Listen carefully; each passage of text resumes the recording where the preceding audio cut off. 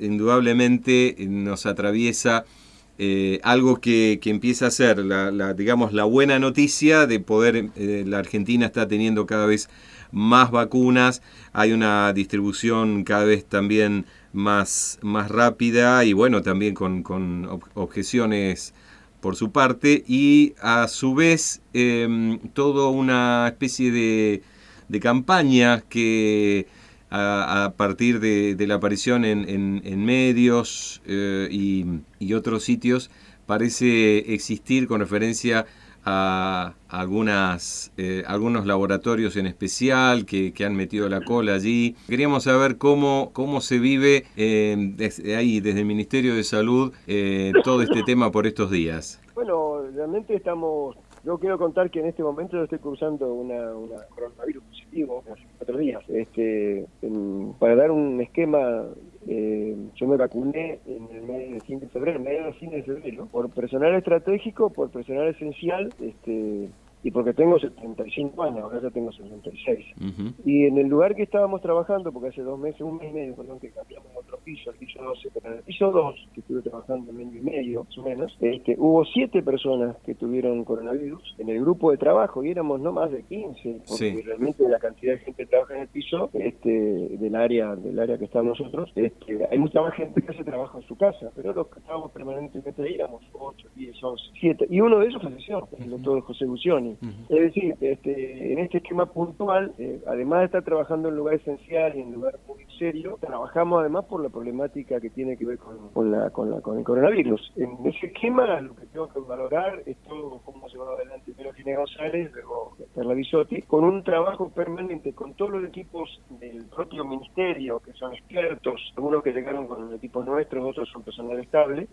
y además con todas las provincias, todos los ministerios de salud de la provincia, en lo que se llama el COFESA, Consejo Federal de Salud, en forma permanente interactuando en este caso con la ministra, con Perla Bisotti, desde el primer principio. Y esa forma de trabajar es lo que ha permitido recuperar, apenas llegamos al gobierno, que era para recuperar el país después de la problemática del gobierno que había hecho el grupo de Cambiemos, etcétera. La verdad que apareció de golpe el coronavirus, el COVID, SARS-CoV-2, y nos tuvimos que dedicar a eso. Y ahí es donde uno debería resaltar eso hecho en el principio, ¿no? Que fue una estructura de trabajo para dotar a todo el país de elementos para aguantar lo que venía, desde camas especiales para internaciones en terapias, hasta los respiradores mecánicos, hasta los monitores, hasta las bombas de infusión, hasta los equipos de intubación, todo tipo de elementos. ¿Está escuchando? Sí, perfectamente. Sí, todo los tipos de elementos para aguantar cuando viniera el momento bravo. Y el momento bravo lo tuvimos el año pasado, pero ahora viene otro momento bravo y más bravo todavía, porque la segunda ola es más desafiante de lo que estamos viviendo. Y lo más grave, y también lo tengo que decir porque yo soy un hombre que trabajo permanentemente como comunidad, con epidemiología comunitaria, etcétera, sabiendo que el virus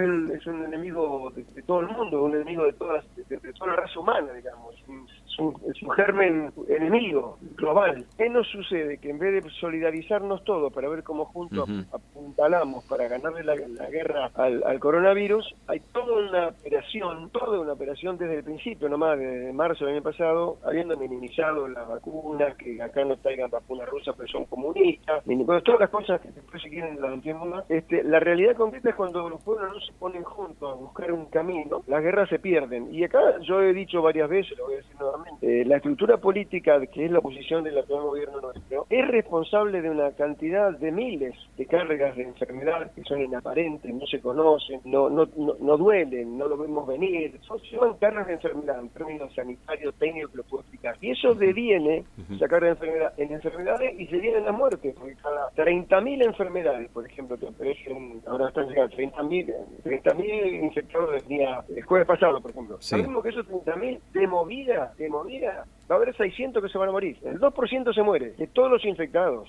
Entonces, la realidad concreta es que en este tema, cuando uno tiene una oposición que lo que hace es jugar una pelea chica, interna, no estando al lado de la pelea contra el enemigo común, ese adversario común global le puede ganar la posición. Nosotros no vamos a permitir que nos gane la posición, vamos a seguir insistiendo. Pero es lo que estamos viviendo. Bueno, y nosotros no nos apesadumbra ni nos deprime en el Ministerio de este tipo de temas, más allá de que cada uno tiene sus temáticas, pero realmente a la sociedad. Es como si en Lago Puebla, ustedes deben saber, yo estuve junto con Tedesco ahí en el mes de abril tratando de estar con ustedes, tenía entrevistas con Paul Wisman, con Sánchez, y llegamos hasta el Lago Puebla, habíamos estado en el hoyo, y cuando llego ahí, a las 6 de la tarde, que entramos a la cabaña, me mandan un mensaje de Esquel, que yo había tenido una reunión con una docente de la universidad, ahí en Esquel, y me dice, me apareció positivo coronavirus, así que tuve que volver y aislarme. ¿Qué pasa si yo hubiera ido para jugar en contra de lo que ustedes están pasando para poder repelerse del incendio? Hubiera ido, por ejemplo, a hacer política partidaria, a hablar mal de alguno, a decir yo vengo acá por ser el mejor. No, en una guerra contra lo que fue el fuego, que lo que quedó como adversario es la dureza del golpe que sucedió, la pérdida que tuvieron de vivienda, de angustia, de todas las cosas que significa ese gran incendio que tuvieron. Lo que hay que hacer es abroquelarse y después vendrán los tiempos para las discusiones políticas. Entonces, en este tema en particular es lo mismo. En una guerra global en la Argentina contra un virus que nos ataca y nos mata, que ya nos tiene más de 80.000 muertos, y ni que hablar la cantidad de enfermos, y que tiene una fórmula clave, que es grave, pero es así, el 2% de todo lo que se infectan se mueren. Entonces, la realidad, hay 30.000 infectados hoy, bueno, eso tarde o temprano, en 15, 20, 30 días, 2, 3, 4, 5 meses, se van a morir 600. Corchuelo, entonces, sí. Referido a un sector justamente de la oposición, ¿no? Quienes estuvieron en el gobierno anterior, y a propósito también, bueno, del Día del Periodista, la credibilidad con la que lidiamos y de la que también usted se refería al principio de esto, es que le quería preguntar cómo es que funciona, ¿no? Y cómo se construye de acuerdo a su visión la credibilidad hoy por hoy, también con una oposición que en su momento fue gran responsable de, por ejemplo, un brote del sarampión que había sido erradicado en nuestro país, y dice que enfrentaría la pandemia de tal o cual manera, cuestionando, ¿no?, al gobierno nacional, sin dejar de reconocer, obvio, que cualquier sistema o dinámica puede tener falencias, pero en concreto toda esta fuerza de, por ejemplo, la vacunación que se está llevando a cabo frente al el pasado ya muy reciente, que da cuenta justamente de esos brotes que no sufría nuestro país hace tanto tiempo. Claro, digamos, pestes bravas ha habido, yo era un pibe, ¿no? Pero cuando fue el tema de la poliomielitis, nunca lo olvido. Y cosas que pasan, no vienen al caso ahora, ¿no? Se ha descubierto que había una cantidad de que se llamaban una especie de aparatos para respirar, que se utilizaban en la época de la poliomielitis, que porque tenían unas tarjetas que decían Eva Perón, las pusieron en un bolsito y las dejaron a recuperar y nunca la usaron. Cuando el odio transita en la cabeza de la gente, los dirigentes, y los que, no de la ciudadanía común, perdón, de todos los días, no como todos somos comunes, la realidad es que se debilita la estructura del pueblo. Hay una cosa que en la ciencia social dice que se llama el afecto social, el affectio societatis. Para convivir gregariamente, para convivir en grupos, para convivir en tribus, hace falta afecto. Si no, no hay camino conjunto para llegar a ningún lado. Y que cuando hay este tipo de problemas, yo digo siempre, lo he dicho en forma permanente, hay tres, la verdad, no, si me quedan algo. Hay tres cosas en que los pueblos no pueden estar separados y deben aceptar una conducción férrea: las guerras, las pestes, como esta, la pandemia, y las hambrunas. Entonces, en este caso, que es una peste, que es una pandemia, entender que veníamos de un gobierno que había bajado el ministerio a una secretaría. Todavía hay carteles que dicen Ministerio de Acción Social y de Salud, pero no solamente le cambiaron el nombre. Por mi honor les digo, la cantidad de programas remediar, medicamentos gratuitos para todo el país, el programa de médicos comunitarios, el programa de salud sexual porque es responsable, el programa del PRONASEI, Programa Nacional de Control de Enfermedades Infectocontagiosas, Inmunoprevenible, PRONASEI, todos programas que tenían o destruidos o una baja en la ejecución del presupuesto, cosa que trae eso en la gente, por ausencia, por omisión de la acción, más carga de enfermedad también, como contando un poco el tema que le acabo de decir recién. Entonces, eso deviene puntualmente en lo que fue lo del sarampión, pero no solamente el comentario, apareció de vuelta el sarampión, no, es que se murió gente. En Alemania, por una pelea de los no vacuneros, digamos, se murieron 60 o 70 personas de sarampión en aquella época. De nosotros se nos murió uno en la provincia de Buenos Aires. Entonces, ¿quién paga esa muerte? ¿Quién la recupera esa muerte? Porque simplemente no siguieron adelante con los programas de adopción. Entonces, lo que trato de decirles, y a toda la ciudadanía que está escuchando,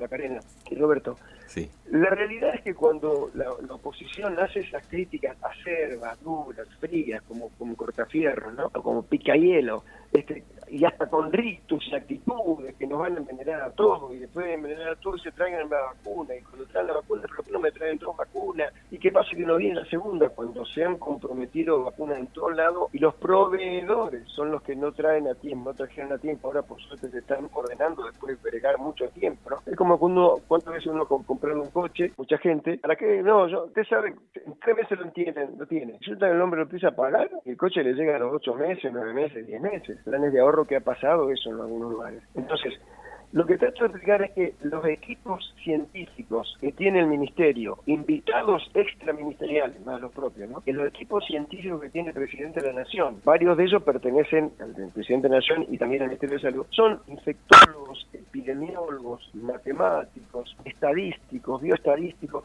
gente de lo más granado, investigadores, docentes y especialistas en sus tareas que han dado permanentemente, y después se lo he escuchado también por radio, por televisión y por los medios. Entonces, cuando un presidente o un ministro toma decisiones, y no solamente un ministro, porque realmente en el tema de la pandemia, desde el primer principio y todavía continúa, se formó una mesa interministerial, porque no se puede pensar que la salud y la pandemia solamente toca el tema de la salud, no, toca también a la educación, toca también al Ministerio de Ciencia Técnica e Innovación Productiva, toma también al Ministerio de Seguridad, porque hay que proteger las cosas que significan guardar y cuidarlas mucho por el tema que la vida pasa hacia el está, y todas las Fuerzas Armadas por la logística de preservación. Entonces, esa mesa interministerial, más los equipos científicos de la Presidencia y del Ministerio, en la realidad son ellos los que dan las pautas para las decisiones finales que toma el presidente, y las decisiones que toma antes del ministro y ahora la ministra. Por eso es inentendible lo que se siente, pero no nos van a abatir, al contrario, se adelantan en el tiempo, juegan lo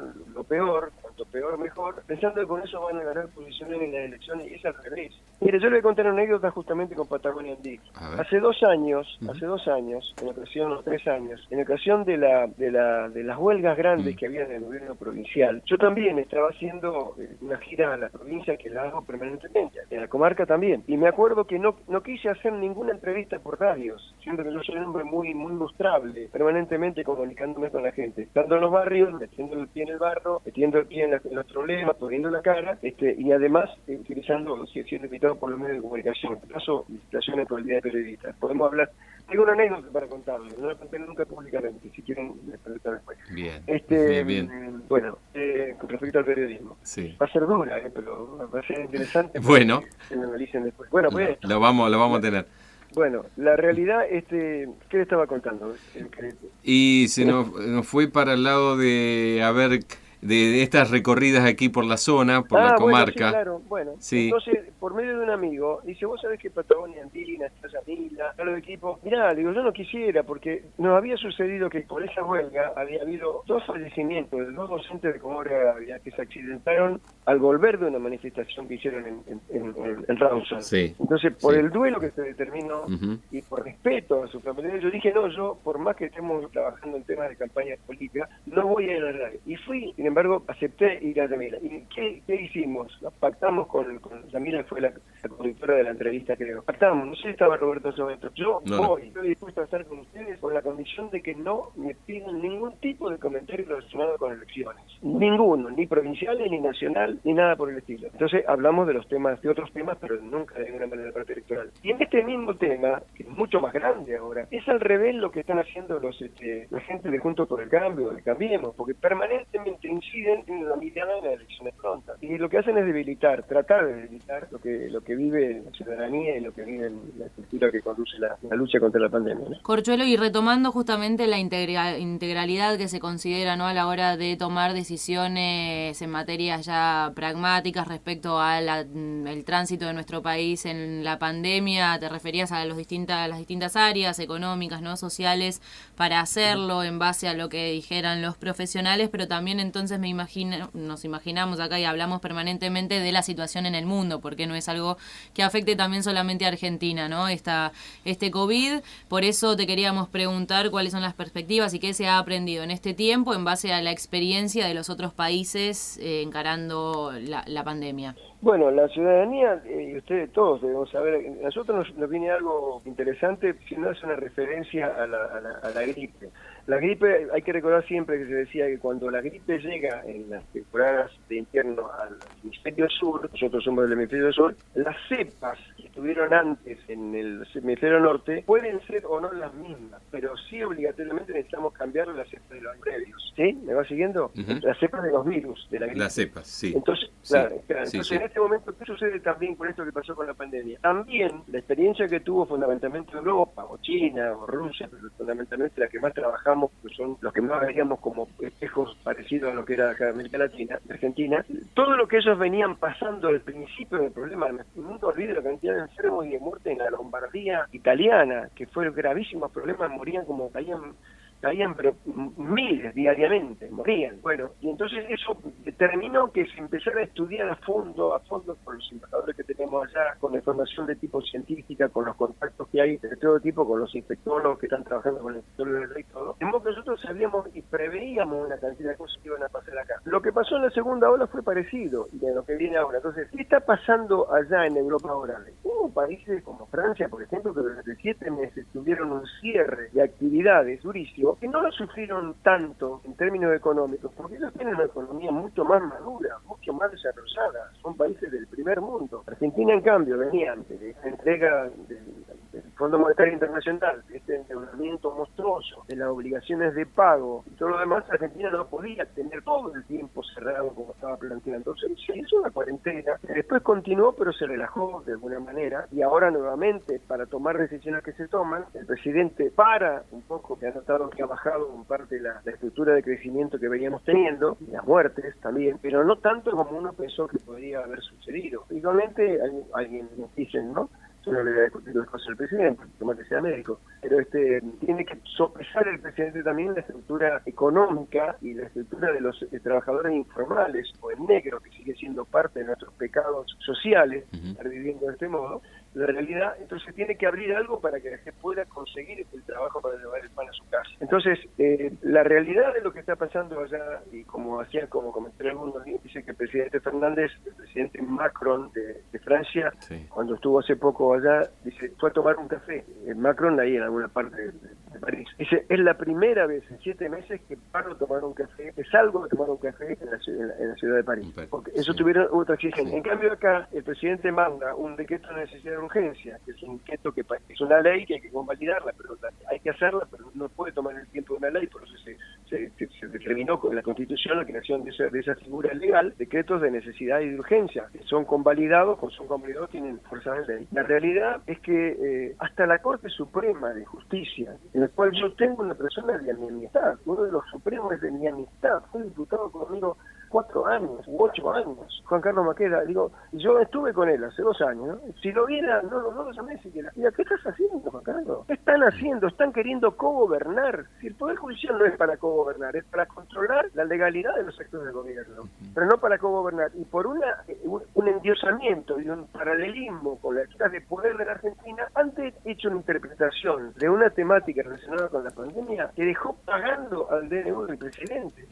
Pero si ellos no tuvieron siquiera, y no lo pudieron escribir, un asesoramiento científico de los valiosísimos que tiene el presidente y valiosísimos que tiene la ministra de Salud. ¿Cómo se les ocurre? ¿Cómo tienen la desvergüenza? ¿Y eso qué sucedió con eso? Y bueno, nos sucedió que en vez de entender que es el presidente que gobierna un país, porque somos un país que es el jefe político y el jefe administrativo del país, parecería que ellos quisieran copar la parada, querer co-gobernar la Argentina.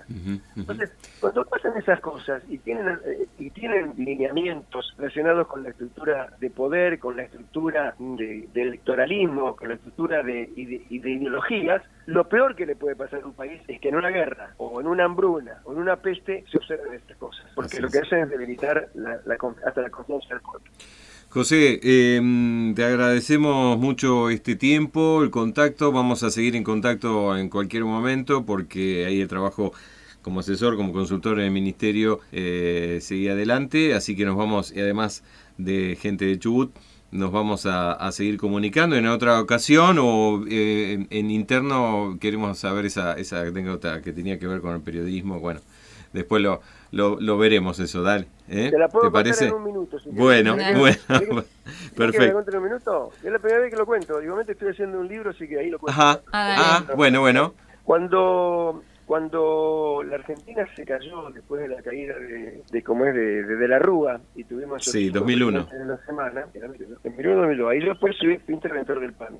Cuando realmente estábamos tan destruidos, mucha gente o varias gente no quisieron integrar los gabinetes del gobierno nacional porque no había nada para ganar, porque podíamos realmente caernos a un pozo muy profundo. Y bueno, algunos asumimos la responsabilidad. A mí me nombraron secretario de Estado, interventor del PAN. La realidad cuál es, en un momento determinado, el presidente Dualde generó lo que se llamó el diálogo argentino. Nos juntamos las diversas disciplinas que hacen a la vida en un país, como uno si dirigiera a cada uno de los ministerios de nación una disciplina. Bueno, todas las actividades, estaban todos los trabajadores, los empresarios, los financistas, los técnicos, todos en grupos de trabajo para ver si nos podemos poner de acuerdo y llevar la Argentina, sacarla del pozo en que estábamos y encarrilar la nave. Bueno, al poco tiempo de que eso continuaba, y eso estuvo apuntalado por el PNU, el Programa de Naciones Unidas para el Desarrollo. Al poco tiempo, como eso también lo manejó la Iglesia, un apuntalamiento para que esas reuniones fueran positivas, y lo fueron, esto siempre dije que fue interesante. Me llaman un día a mí 3 obispos muy conocidos, uno de ellos era Casareto, el obispo Casareto fue un tipo que fue del Cáritas, un tipo muy social. Bueno, una reunión conmigo, como interventor del PAMI. Yo había tenido una entrevista con Francisco, cuando era el Francisco acá, cuando era cardenal Bergoglio, porque en el PAMI tenía problemas determinados donde la estructura de la Iglesia jugaba en contra de lo que estábamos haciendo para resolver los problemas del PAMI, que no tenía plata y no tenía nada, y bueno, quería perder los poderes. Y en esa reunión, cuando siento a charlar, eran 3 personas, tres obispos. ¿Cómo le va? Mucho gusto, ¿cómo está? Bueno, era yo solo y los 3. Entonces, en un momento determinado, hay un tema determinado que yo les planteo respecto a cómo algunas respuestas no aparecían, pero yo pensé que podrían aparecer para resolver el tema del PAMI. Y dice, no se queje, doctor, me dijo Casareto. ¿En qué sentido? Me dice, monseñor. Mire, dice, acá, cuando nosotros pedimos que vengan, así como usted vino acá, las cabezas de los grupos, los que definen, y usted es el que define el PAMI, para eso es interventor, y pedimos que vengan los medios de comunicación para que se pongan, y nos pongamos todos los argentinos en un momento tan grave del país, año 2001, 2002, ¿se acuerdan? 2002.